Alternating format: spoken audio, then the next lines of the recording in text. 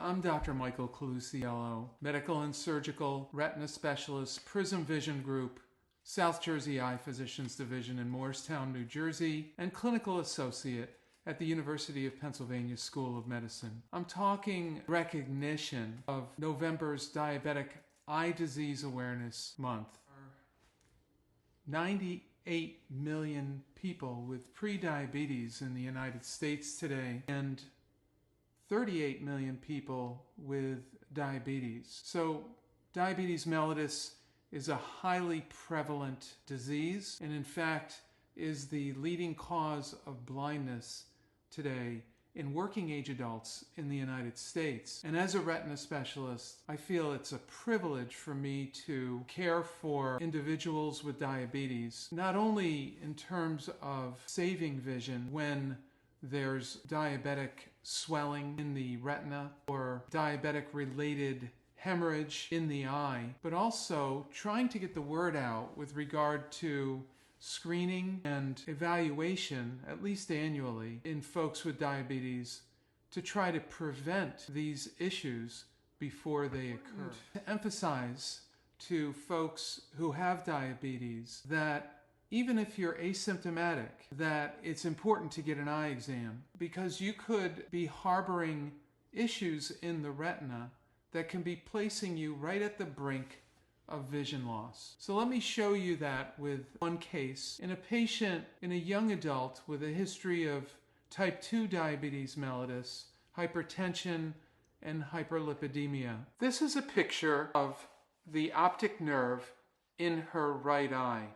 She's totally asymptomatic here. Notice the tiny blood vessels on the surface of the optic nerve. Seeing these abnormal blood vessels, which are apt to bleed and fill the inside of the eye up with blood, so-called proliferative diabetic retinopathy with vitreous hemorrhage, which can lead to severe vision loss and eventually tractional retinal detachment and loss of the vision and perhaps loss of the eye. It was decided to give this patient injections of medication in the eye along with laser that aimed to cause regression of these abnormal blood vessels. So this was done, and you can see that those abnormal blood vessels have now been replaced by what we call fibrosis, thus protecting the eye from a severe vitreous hemorrhage, which could have required surgery in the operating room